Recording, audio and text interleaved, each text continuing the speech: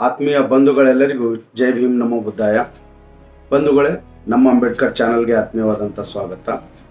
Doctor Baba Saheb Ambedkar ಜಿಯವರ ಜೀವನ ಚರಿತ್ರೆಯನ್ನು ನಮ್ಮ ಚಾನಲ್ನಲ್ಲಿ ಗಮನಿಸ್ತಾ ಇಡೀ ಭವ್ಯ ಭಾರತದ ಭವಿಷ್ಯವನ್ನು ಬದಲಾಯಿಸಬೇಕು ಅಂತಂದರೆ ವಿಶೇಷವಾಗಿ ಶೋಷಿತರನ್ನು ಮತ್ತು ಮಹಿಳೆಯರನ್ನು ಬದಲಾವಣೆ ದಾರಿಗೆ ತರಬೇಕು ಅಂತಂದರೆ ಅದು ಶಿಕ್ಷಣದಿಂದ ಮಾತ್ರ ಸಾಧ್ಯ ಅಂತ ಡಾಕ್ಟರ್ ಬಾಬಾ ಸಾಹೇಬ್ ಅಂಬೇಡ್ಕರ್ ಜಿಯವರು ಗಮನ ಹರಿಸ್ತಾರೆ.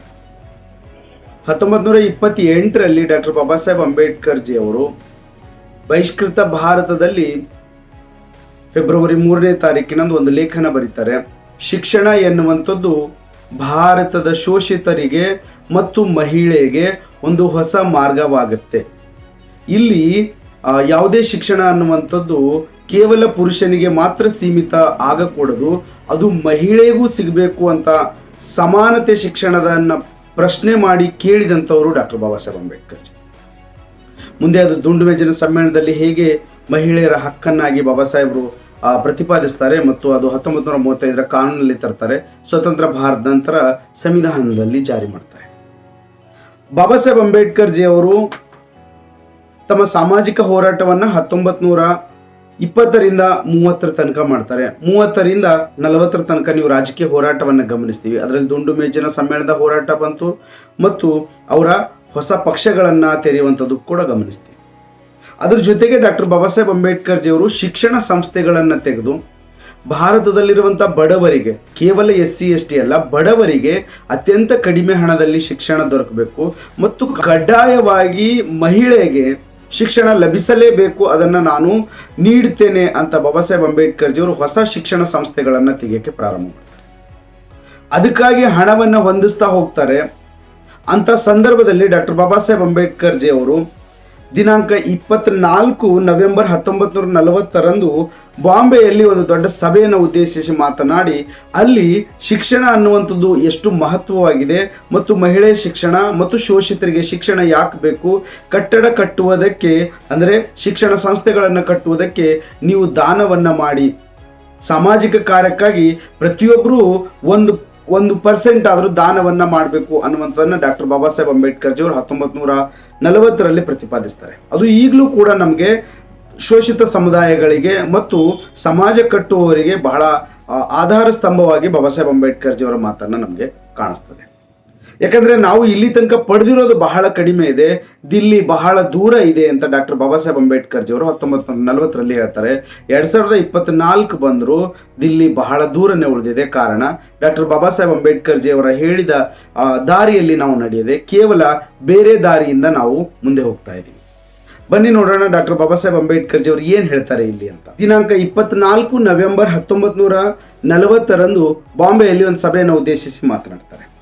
ಡಾಕ್ಟರ್ ಬಾಬಾ ಸಾಹೇಬ್ರು ಹೇಳ್ತಾರೆ, ಇಲ್ಲಿ ಕಟ್ಟಡ ಕಟ್ಟುವುದಕ್ಕಾಗಿ ನಾನು ಫಂಡನ್ನು ಅಂದರೆ ಚಂದಾವನ್ನು ಜಮಾವಣೆ ಮಾಡುತ್ತಾ ಊರೂರು ಅಲಿತಾ ಇದ್ದೀನಿ. ಇದರ ಮಹತ್ವವನ್ನು ಪ್ರತಿಯೊಬ್ಬರು ಅರ್ಥ ಮಾಡ್ಕೊಳ್ಬೇಕು. ಪುರುಷರು ಮತ್ತು ಸ್ತ್ರೀಯರು, ಶೋಷಣೆಗೆ ಯಾರ್ಯಾರು ಒಳಗಾಗಿದ್ದೀರಾ ಅವರು ಎಲ್ಲರೂ ಅರ್ಥ ಮಾಡ್ಕೊಳ್ಬೇಕು. ಕಾರಣ ಪ್ರಗತಿಯು ಹೀಗೆ ಶಾಶ್ವತವಾಗಿ ಮುಂದುವರಿಬೇಕು ಅಂತಂದರೆ ನೀವು ಶಿಕ್ಷಣಕ್ಕೆ ಮಹತ್ವವನ್ನು ಕೊಡಲೇಬೇಕು ಅನ್ನುವುದನ್ನು ಬಾಬಾ ಸಾಹೇಬರಲ್ಲಿ ಹೇಳ್ತಾರೆ.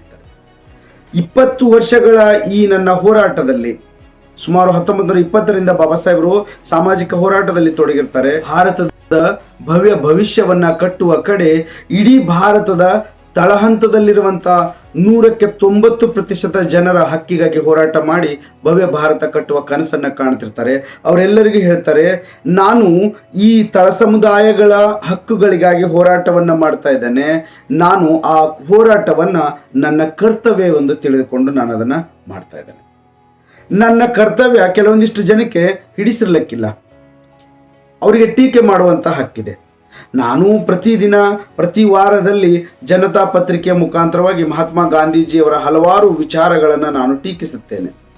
ಹಾಗೆ ನನ್ನನ್ನು ಕೂಡ ಟೀಕಿಸುವುದಕ್ಕೆ ಎಲ್ರಿಗೂ ಅಧಿಕಾರ ಇದೆ. ಆದರೆ ಆ ಟೀಕೆ ಮಾಡುವಂಥದ್ರಲ್ಲಿ ಅವರಲ್ಲಿ ಸತ್ಯಾಂಶ ಇರಬೇಕು. ಕೇವಲ ಸಂಶಯ ಮೇಲೆ ಅಥವಾ ಸುಳ್ಳು ಆಪಾದನೆ ಮೇಲೆ ಯಾರು ಟೀಕೆ ಮಾಡಬೇಡಿ. 20 ವರ್ಷದಲ್ಲಿ ನನ್ನ ಸಮಾಜ ಬದಲಾವಣೆನೇ ಆಗಿಲ್ಲ ಅನ್ನುವಂಥವ್ರು ಬಂದು ನನ್ನ ಜೊತೆ ಚರ್ಚೆಗೆ ಬನ್ನಿ.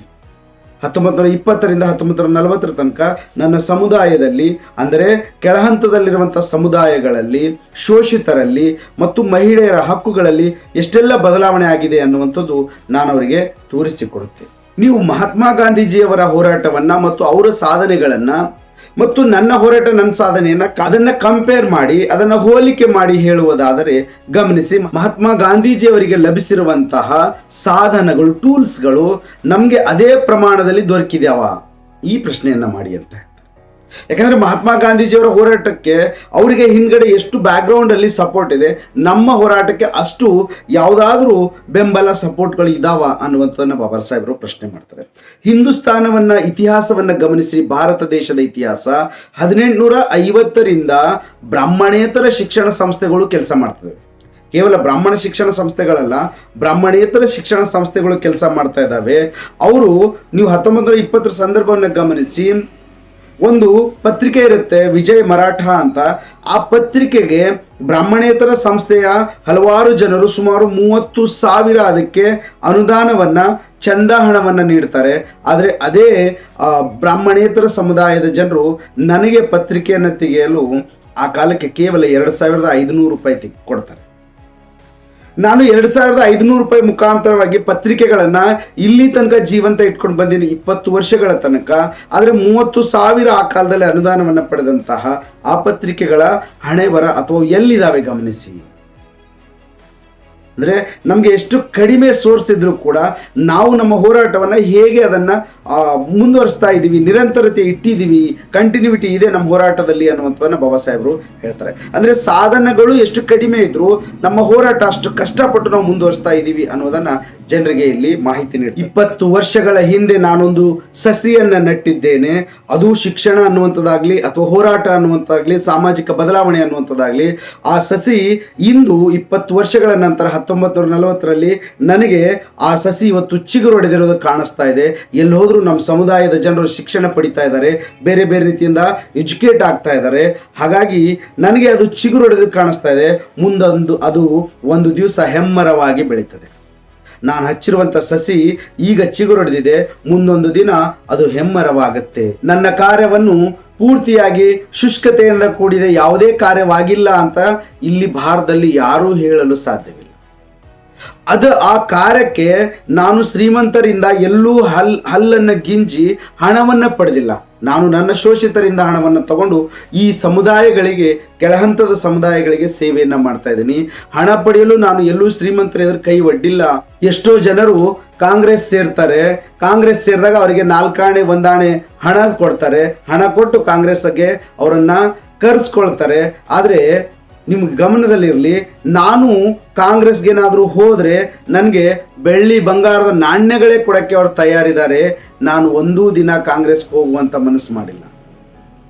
ನನಗೆ ಶ್ರೀಮಂತರ ಎದುರು ಕೈ ಒಡ್ಡುವಂಥ ಕೆಲಸ ಬೇಕಾಗಿಲ್ಲ ಅನ್ನುವಂಥದ್ದನ್ನು ಬಾಬಾ ಸಾಹೇಬ್ ಅಂಬೇಡ್ಕರ್ ಜಿ ಅವರು. ನನಗೊಂದ್ಸಲ ಹಿರಿಯ ಮುಖಂಡರಾದಂತಹ, ಕಾಂಗ್ರೆಸ್ನ ಮುಖಂಡರಾದಂತಹ ಬಾಂಬೆಯಲ್ಲಿರುವಂತಹ ಶ್ರೀಯುತ ಭುಲಾಬಾಯಿ ದೇಸಾಯಿ ಅವರು ಒಂದ್ಸಲ ನನಗೆ ಪರ್ಸನಲ್ ಆಗಿ ಭೇಟಿಯಾಗಿ ಹೇಳ್ತಾರೆ, ಬಾಬಾ ಸಾಹೇಬ್ ಅಂಬೇಡ್ಕರ್ ಅವರೇ, ನೀವು ಸೇವಾ ಗ್ರಾಮಕ್ಕೆ ಹೋಗಿ. ಗುಜರಾತ್ನಲ್ಲಿ ಮಹಾತ್ಮ ಗಾಂಧೀಜಿ ಇರುವಂಥ ಜಾಗಕ್ಕೆ ಆ ಕಾಲಕ್ಕೆ ಸೇವಾ ಗ್ರಾಮ ಅಂತ ಕರಿತಾ ಇದ್ರು. ನೀವು ಸೇವಾ ಗ್ರಾಮಕ್ಕೆ ಹೋಗಿ ಗಾಂಧೀಜಿಯವರ ಜೊತೆ ಮಾತನಾಡಿ ಎಂದು ನನಗೆ ಹೇಳುತ್ತಾರೆ. ಆದರೆ ನನಗದು ಅಸಾಧ್ಯವಾದಂಥ ಕೆಲಸ. ನೀವು ಒಂದು ಸ್ವಲ್ಪ ಅಡ್ಜಸ್ಟ್ಮೆಂಟ್ ಮಾಡಿಕೊಂಡ್ರೆ, ಗಾಂಧೀಜಿ ಜೊತೆ ಮಾತಾಡಿಕೊಂಡ್ರೆ ನಿಮ್ಮ ಭವಿಷ್ಯ ಭವ್ಯವಾಗಿದೆ ಅಂತ ಬಾಬಾ ಸಾಹೇಬರಿಗೆ ಎಲ್ಲರೂ ಹೇಳ್ತಾರೆ. ಅತ್ಯಂತ ಹಿರಿಯ ರಾಜಕೀಯ ಮುತ್ಸದಿಗಳು, ಶ್ರೀಮಂತರು ಮತ್ತು GD ಬಿರ್ಲಾ ಅಂತವ್ರು ಎಲ್ಲರೂ ಹೇಳಿದ್ರು ಕೂಡ ಬಾಬಾ ಸಾಹೇಬ್ ಅಂಬೇಡ್ಕರ್ ಜಿಯವರು ತನ್ನ ಸಿದ್ಧಾಂತವನ್ನು ಎಲ್ಲೂ ಬಿಟ್ಕೊಡಂಗಿಲ್ಲ. ಸಿದ್ಧಾಂತಕ್ಕೆ ಎಲ್ಲೂ ಒಂದು ಚ್ಯುತಿ ಬರಂಗೆ ಬಾಬಾ ಸಾಹೇಬರು ನಡ್ಕೊಳ್ಳಂಗಿಲ್ಲ. ನಾನು ಯಾಕೆ ಹಾಗೆ ಒಂದು ಸಿದ್ಧಾಂತ ಮೇಲೆ ಕಟಿಬದ್ಧವಾಗಿದ್ದೆ ಅಂತಂದರೆ, ನಾನು ಬಾಲ್ಯದಲ್ಲಿ ಹಲವಾರು ಪುರಾಣ ಕಥೆಗಳನ್ನು ಓದಿದ್ದೇನೆ. ಪುರಾಣ ಕಥೆಗಳಲ್ಲಿ ಒಂದು ಕತೆ ಬರುತ್ತೆ, ಅನ್ನದ ಹಂಗು ಅನ್ಯರ ಸೊತ್ತು ಅನ್ನುವಂಥದ್ದು ಎಲ್ರಿಗೂ ಗೊತ್ತು. ಭೀಷ್ಮನಿಗೂ ದ್ರೋಣಾಚಾರ್ಯರಿಗೂ ಎಲ್ಲ ಇರುವಂಥವರಿಗೂ ಗೊತ್ತು. ಕೌರವರು ತಪ್ಪು ಹೆಜ್ಜೆ ಇಡ್ತಾ ಇದ್ದಾರೆ, ದುರ್ಯೋಧನ ತಪ್ಪು ಮಾಡ್ತಾ ಇದ್ದಾನೆ, ಆಸ್ತಿಯ ಒಂದು ಪಾಲು ಪಾಂಡವರಿಗೆ ದೊರಕಬೇಕು ಅಂತ ಎಲ್ಲರಿಗೂ ಗೊತ್ತಿತ್ತು. ಆದರೂ ಎಲ್ಲರೂ ಬಾಯಿ ಮುಚ್ಕೊಂಡು ಕೌರವರ ಪರವಾಗಿ ಹೋರಾಟ ಮಾಡ್ತಾರೆ. ಯಾಕೆ ಅಂತ ಕೊನೆಯಲ್ಲಿ ಭೀಷ್ಮನನ್ನ ಪ್ರಶ್ನೆ ಮಾಡಿದಾಗ ಭೀಷ್ಮ ಹೇಳ್ತಾನೆ, ನಾವು ಯಾವ ಮನೆ ಅನ್ನ ಉಂಡಿದ್ದೀವೋ ಅವ್ರ ಪರವಾಗಿ ಹೋರಾಟ ಮಾಡಬೇಕಾಗತ್ತೆ. ನ್ಯಾಯ ನೀತಿಯನ್ನು ನೋಡೋಕ್ಕಿಂತ ಅವ್ರ ಪರವಾಗಿ ಹೋರಾಟ ಮಾಡುವಂಥ ಅನಿವಾರ್ಯತೆ ಬಂದಿದೆ ಅಂತ ಹೇಳ್ತಾರೆ. ಹಾಗಾಗಿ ಇನ್ನೊಬ್ಬರ ಹಣಕ್ಕೆ, ಇನ್ನೊಬ್ಬರ ಏಂಜಲಿಗೆ ನಾವು ಕೈ ಒಡ್ಡಿದೀವಿ ಅಂತಂದರೆ ಅವ್ರು ಹೇಳ್ದಂಗೆ ಕೇಳುವಂಥ ಪರಿಸ್ಥಿತಿಗಳು ನಿರ್ಮಾಣ ಆಗ್ತವೆ. ಹಾಗಾಗಿ ನನಗೆ ಮೊದಲೇ ಗೊತ್ತು, ಅನ್ನದ ಹಂಗು ಅನ್ಯರ ಸೊತ್ತು. ಯಾರಾದರೂ ಪುಕ್ಷಟ್ಟೆ ಏನಾದರೂ ಬರ್ತಂತ ತಗೊಂಡ್ರೆ ಅವ್ರು ಹೇಳ್ದಂಗೆ ಕೇಳುವಂಥ ಪರಿಸ್ಥಿತಿಗಳು ನಿರ್ಮಾಣ ಆಗ್ತವೆ. ಹಾಗಾಗಿ ನಾನು ಶ್ರೀಮಂತರಿಂದ ಹಣವನ್ನು ಅಥವಾ ಕಾಂಗ್ರೆಸ್ ಸೇರುವ ಕೆಲಸವನ್ನು ಮಾಡಿಲ್ಲ. ನೀವು ಈಗಿರುವಂತಹ ಜಾತಿವಾದಿಗಳ ಹಿಂದೆ ಓಡಾಡುವಂಥ ಕೆಲಸವನ್ನು ಬಿಟ್ಟುಬಿಡಿ. ಜಾತಿವಾದಿಗಳಿಂದ ನಿಮ್ಮ ಉದ್ಧಾರ ಅಸಾಧ್ಯವಾಗಿದೆ. ಬಾಬಾ ಸಾಹೇಬ್ ಅಂಬೇಡ್ಕರ್ ಜಿಯವರು 1940 ಈ ಮಾತನ್ನು ಹೇಳ್ತಾರೆ. ಈಗಿರುವಂಥ ರಾಜಕೀಯ ಪಕ್ಷಗಳು ಕೂಡ ಕೆಲವೊಂದು ಹಾಗೆ ಮಾಡ್ತಾ ಇದ್ದಾವೆ. ನಮ್ಮ ಶೋಷಿತ ಸಮುದಾಯವನ್ನ, ನಮ್ಮ ಕೆಳಹಂತದಲ್ಲಿರುವಂಥ ಬಡ ಸಮುದಾಯವನ್ನ ದಾರಿ ತಪ್ಪಿಸುವಂಥ ಕೆಲಸ ಮಾಡ್ತಾ ಇದ್ದಾರೆ. ಜಾತಿವಾದಿಗಳ ಮುಖಾಂತರ ಅವ್ರ ಎದುರುಗಡೆ ಹೋಗಿ ಕೈ ಒಡ್ಡುವಂಥ ಕೆಲಸಕ್ಕೆ ಇವರು ಕರ್ಕೊಂಡು ಹೋಗ್ತಾ ಇದ್ದಾರೆ. ಬಾಬಾ ಸಾಹೇಬ್ರ ಆ ಕಾಲಕ್ಕೆ ಹೇಳ್ತಾರೆ, ಇಂಥ ಜಾತಿವಾದಿಗಳ ಹಿಂದೆ ಮುಂದೆ ಓಡಾಡುವಂಥ ಕಾರ್ಯ ಮಾಡಬೇಡಿ. ಇವರಿಂದ ನಿಮಗೆ ಸ್ವತಂತ್ರ ಲಭಿಸುವುದಿಲ್ಲ, ಇವರಿಂದ ನಿಮಗೆ ಹಕ್ಕುಗಳು ಲಭಿಸುವುದಿಲ್ಲ. ಯಾಕಂದ್ರೆ ನಮ್ಮ ಪೂರ್ವಜರು ಎಲ್ಲರೂ ಇವ್ರು ಹೇಳ್ದಂಗೆ ಕೇಳ್ಕೊಂಡು ಹೋಗಿದ್ದಾರೆ. ಇವ್ರು ಕಾಲಿಗೆ ಚಪ್ಪಲಿ ಹಾಕಬೇಡಿ ಅಂದ್ರೆ ಕಾಲಿಗೆ ಚಪ್ಪಲಿ ಹಾಕಿಲ್ಲ, ಕೊಡೆ ಹಿಡ್ಕೊಳ್ಬಾರ್ದು ಅಂದ್ರೆ ಕೊಡೆ ಹಿಡ್ಕೊಂಡಿಲ್ಲ. ಇವ್ರು ಹೇಳ್ದಂಗೆ ಎಲ್ಲವನ್ನ ಕೇಳಿದ್ದಾರೆ. ಅವ್ರಿಗೆ ಏನಾದರೂ ನ್ಯಾಯ ನೀತಿ ಸಿಕ್ತಾ? ಆ ಕಾಲಕ್ಕೆ ಸಿಗಂಗಿಲ್ಲ. ನನ್ನ ಮಾತನ್ನ ಕೇಳಿ ನಾವು ಈ ಅನ್ಯಾಯ ಮಾಡುವವರ ವಿರುದ್ಧವಾಗಿ ತೊಡೆತಟ್ಟು ನಿಂತು ಕೈ ತೋಳು ಮೇರೇರಿಸಿ ನಿಂತಾಗ ಮಾತ್ರ ನಮಗೆ ನ್ಯಾಯ ಸಿಗುತ್ತೆ. ಅವ್ರು ಹೇಳ್ದಂಗೆ ಕೇಳಿ ಹುಜುರಿ ಮಾಡುವಂಥ ಕೆಲಸವನ್ನ ಮಾಡಬೇಡಿ ಅಂತ ಬಾಬಾ ಸಾಹೇಬ್ ಅಂಬೇಡ್ಕರ್ ಜಿಯವರು ಇಲ್ಲಿ ಸಂದೇಶವನ್ನು ಕೊಡ್ತಾರೆ. ಹೀಗಾಗಿ ನನಗೆ ಬಹಳ ಶ್ರೀಮಂತ ಪಕ್ಷದವರ ಅನ್ನವನ್ನು ತಿನ್ನುವ ಇಚ್ಛೆ ಇಲ್ಲ. ಹೇಗೆ ಬಡವನು ತನ್ನ ಕೌದಿಗೆ ಅಂದರೆ ಹೊಚ್ಕೊಳ್ಳುವಂಥ ಹೊದಿಕೆಗೆ ಹಳ್ಳಿಗಳಲ್ಲಿ ಹಾಕ್ತಾರಲ್ಲ, ತೇಪೆ ಹಾಕಿ ಕೌದಿಯನ್ನು ಹೊಚ್ಕೊಳ್ತಾರಲ್ಲ, ಹಾಗೆ ನಾನು ನನ್ನ ಸಮಸ್ಯೆಗಳನ್ನು, ಇಡೀ ನನ್ನ ಬಡ ಸಮುದಾಯದ ಸಮಸ್ಯೆಗೆ ಪರಿಹಾರ ಹುಡುಕಲು ಅಲ್ಲಿ ಚಂದವನ್ನು ನಾನು ತಗೊಂಡು ತೇಪೆಯನ್ನು ಹಾಕಿ ಆ ಸಮಸ್ಯೆಗೆ ಪರಿಹಾರ ಹುಡುಕ್ತಾ ಇದ್ದೇನೆ. ಹಾಗಾಗಿ ಶ್ರೀಮಂತರ ಎದುರುಗಡೆ ಕೈ ಒಡ್ಡುವಂಥ ಕೆಲಸಕ್ಕೆ ನಾನು ಕೈ ಹಾಕುವುದಿಲ್ಲ. ನಿಮಗೆ ಗಮನದಲ್ಲಿರಲಿ, ಎಂದೂ ಕೂಡ ಭಿಕ್ಷೆ ಬೇಡುವುದರಿಂದ, ಶ್ರೀಮಂತರ ಎದುರು ಭಿಕ್ಷೆ ಬೇಡುವುದರಿಂದ ನಿಮಗೆ ಸ್ವತಂತ್ರ ಲಭಿಸುವುದಿಲ್ಲ. ಅದನ್ನು ಹೋರಾಟದಿಂದಲೇ ತಗೊಳ್ಬೇಕು. ನಿಮ್ಮ ಹಕ್ಕು ಹೋರಾಟದಿಂದ ಮಾತ್ರ ಸಾಧ್ಯ, ಭಿಕ್ಷೆ ಬೇಡೋದ್ರಿಂದ ಸಿಗುವುದಿಲ್ಲ ಅಂತ ನಾನು ಬಹಳ ಖಡಾಖಂಡಿತವಾಗಿ ರಾಜಾರೋಷವಾಗಿ ಹೇಳ್ತೇನೆ. 20 ವರ್ಷದಲ್ಲಿ 1920ರಿಂದ 40 ತನಕ ನನ್ನ ಜೀವನದಲ್ಲಿ ನನ್ನ ಕೈಯಿಂದ ಒಂದೇ ಒಂದು ತಪ್ಪು ಕೂಡ ಜರುಗಿಲ್ಲ. ಅದನ್ನು ನಾನು ಮನಸ್ಫೂರ್ತಿಯಾಗಿ ಹೇಳುತ್ತೇನೆ. ನನ್ನ ಕೈಯಿಂದ ಏನಾದರೂ ಒಂದು ತಪ್ಪಾಗಿ ಇಡೀ ಬಡ ಸಮುದಾಯ, ಕೆಳಹಂತದ ಸಮುದಾಯಕ್ಕೆ ಒಂದು ಅನ್ಯಾಯ ಆಗಿದೆ ಅಂತ ಯಾರಾದರೂ ತೋರಿಸಿದ್ರೆ ನಾನು ಅವ್ರಿಗೆ ಸಿರಬಾಗ್ತೀನಿ. ಅಂತ ಒಂದು ಸಣ್ಣ ತಪ್ಪು ನಾನು ಮಾಡಿಲ್ಲ. ವಿಚಾರ ಮಾಡಿ ಎಂಥ ಕ್ಯಾರೆಕ್ಟರ್ನ ಬಾಬಾ ಸಾಹೇಬರು ಉಳಿಸ್ಕೊಂಡು ಬಂದಿದ್ರು ಅನ್ನೋದನ್ನು ನಮಗೆ ಗೊತ್ತಾಗುತ್ತೆ. ಬಂಧುಗಳೇ, ಈ ಶಿಕ್ಷಣ ಸಂಸ್ಥೆಗಳನ್ನು ಕಟ್ಟಲು ಹಣದ ಅವಶ್ಯಕತೆ ಇದೆ. ಹಣ ಇಲ್ಲದಿದ್ದರೆ ರಾಜಕಾರಣ ಮಾಡಲು ಸಾಧ್ಯವಿಲ್ಲ. ಕಾಂಗ್ರೆಸ್ನ ಬೆನ್ನಿಗೆ ಹಣದ ಥೈಲಿನೇ ಇದೆ. ಹಾಗಾಗಿ ಅವರು ₹1 ಖರ್ಚು ಮಾಡ್ತಾ ಇದ್ದಾರೆ ಅಂದರೆ ನಾವು 4 ಆಣೆ ಆದರೂ ಖರ್ಚು ಮಾಡೋಣ ನಮ್ಮ ಸಮುದಾಯಗಳಿಗಾಗಿ.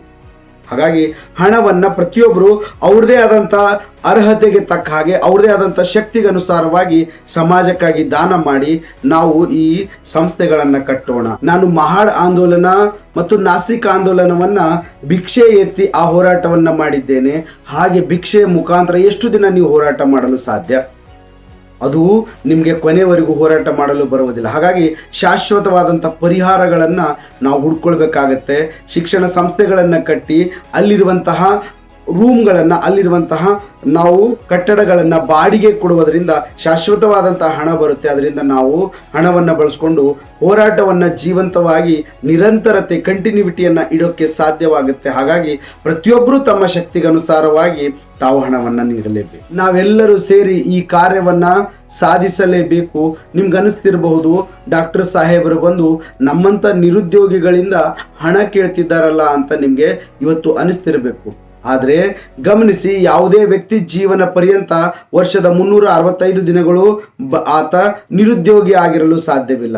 ಒಂದಿಷ್ಟು ದಿನ ಕೆಲಸ ಮಾಡ್ತಾರೆ, ಒಂದಿಷ್ಟು ದಿನ ಕೆಲಸ ಸಿಗದೇ ಇರಬಹುದು, ಆದರೆ ನಿರುದ್ಯೋಗಿ ಆಗಿರಲು ಸಾಧ್ಯವಿಲ್ಲ. ಆತ ಜೀವನದಲ್ಲಿ ತನ್ನ ಜೀವನ ಉಪಾಯಕ್ಕಾಗಿ ಬೇಕಾದಂಥ ವಸ್ತುಗಳನ್ನು ಖರೀದಿ ಮಾಡಿಕೊಂಡೇ ಬದುಕಬೇಕು.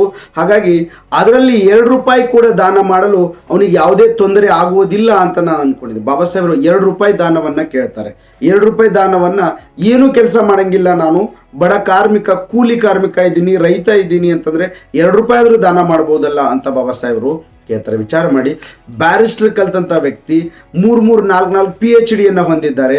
ಅಂಥ ಶ್ರೇಷ್ಠ ವ್ಯಕ್ತಿ 2 ರೂಪಾಯಿ ದಾನವನ್ನು ತಗೊಂಡು ಶಿಕ್ಷಣ ಸಂಸ್ಥೆಗಳನ್ನು ನಮ್ಮ ಸಮುದಾಯಗಳಿಗೆ ಕಟ್ತಾರೆ. ಅಂಥ ವ್ಯಕ್ತಿಯ ಮಹಾನ್ನತೆಯನ್ನು ನಾವು ಇಂದಿನ ಕಾಲದಲ್ಲಿ ಮರೆತಿರುವುದನ್ನು ಮತ್ತು ಅವ್ರ ಹೋರಾಟದ ಹೆಜ್ಜೆಗಳನ್ನು ನಾವು ತಪ್ಪು ಹೆಜ್ಜೆ ಇಡ್ತಾ ಇರೋದನ್ನು ನಾವಿಲ್ಲಿ ಬಹಳ ಖೇದನೀಯವಾಗಿ ನೆನಪಿಸ್ಕೊಳ್ಬೇಕಾಗ. ಎರಡನೇದಾಗಿ ಹೇಳ್ತಾರೆ, ಯಾರು ಶ್ರೀಮಂತರಿದ್ದಾರೋ ನಮ್ಮ ಸಮುದಾಯದಲ್ಲಿ 50 ರೂಪಾಯಿ ಸಂಬಳವನ್ನು ತೆಗೆದುಕೊಳ್ಳುವಂಥವ್ರು ನಮ್ಮ ಸಮುದಾಯದಲ್ಲಿ ಶ್ರೀಮಂತರಿದ್ದ ಹಾಗಾಗಿ ಅವರಲ್ಲಿ ಅವರ ಶಕ್ತಿಗನುಸಾರವಾಗಿ ಒಂದಿಷ್ಟಾದರೂ ಸಮಾಜಕ್ಕಾಗಿ ದಾನ ಮಾಡಿ.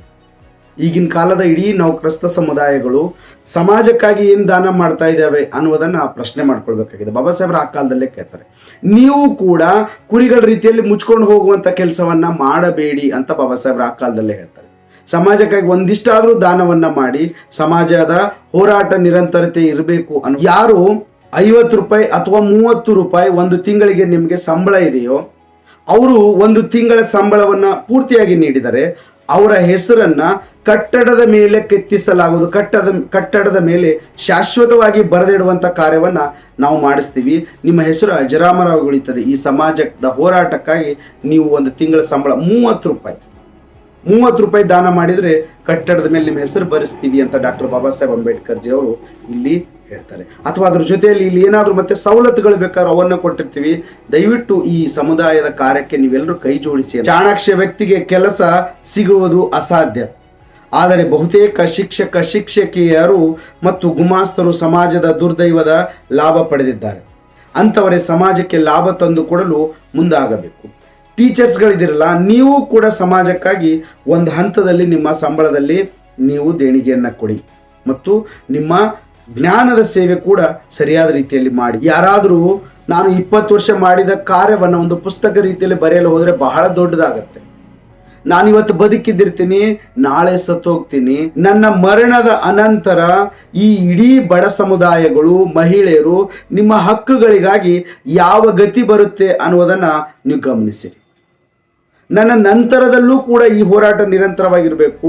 ನಿಮ್ಮೆಲ್ಲರಿಗೂ ಒಳ್ಳೆ ಜೀವನ ಲಭಿಸಬೇಕು. ನಾನು ಅದಕ್ಕಾಗಿ ಹೋರಾಟವನ್ನು ಮಾಡ್ತಾ ಇದ್ದೀನಿ, ನನ್ನ ಸಲುವಾಗಲ್ಲ. ಅದಕ್ಕಾಗಿ ಈ ಶಿಕ್ಷಣ ಸಂಸ್ಥೆಯನ್ನು ಕಟ್ಟಲು ನೀವೆಲ್ಲರೂ ಹೋರಾಟ ಮಾಡಬೇಕು. ನನ್ನ ಬಳಿಕ ನಿಮ್ಮ ಗತಿ ಏನು? ದಿಲ್ಲಿ ಇನ್ನೂ ಬಹಳ ದೂರವಿದೆ.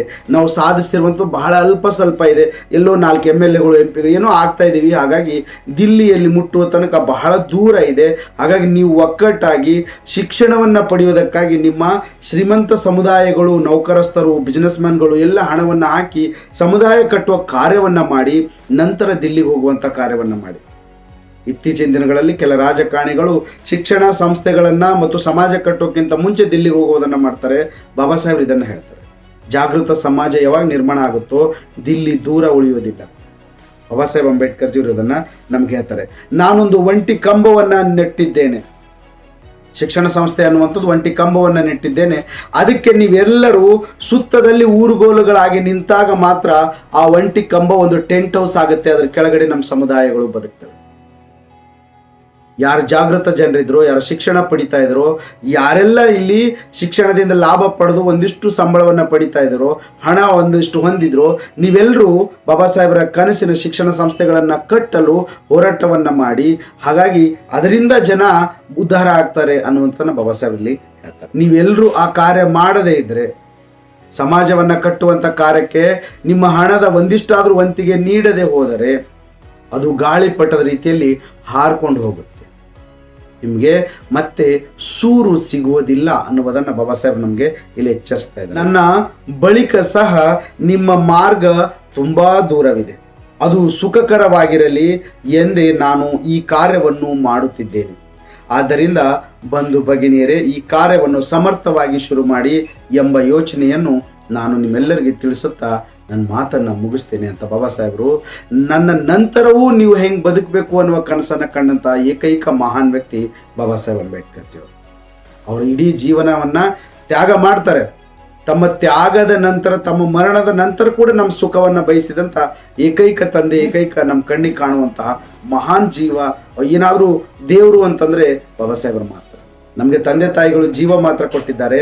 ನಮ್ಮ ಈಗಿನ ಸ್ಥಿತಿ ಕನಸು ಕಂಡಿದ್ದು ಯಾರು ಅಂತಂದರೆ, ನಾವು ಚೆನ್ನಾಗಿದ್ದೀವಿ, ಒಳ್ಳೆ ಮನೆ ಕಟ್ಟಿದ್ದೀವಿ, ಕಾರು ಬಂಗ್ಲೆ ಏನಾದರೂ ನಮ್ಮ ಹತ್ರ ಇದ್ದಾವೆ ಅಂದರೆ ನಮ್ಮ ಮೈ ಮೇಲೆ ಬಟ್ಟೆ ಹಾಕಿದ್ದೀವಿ ಚೆನ್ನಾಗಿ ಅಂತಂದರೆ ಅದು ಕೂಡ ಬಾಬಾ ಸಾಹೇಬ್ರ ಕನಸಿತ್ತು ಅನ್ನೋದನ್ನು ನಾವೆಲ್ಲ ಹೃದಯದಲ್ಲಿ ನೆನೆಸ್ಕೊಳ್ಬೇಕು ಅಂತ ಹೇಳುತ್ತಾ ನನ್ನ ಮಾತನ್ನು ಇಲ್ಲಿಗೆ ಮುಗಿಸ್ತೇನೆ.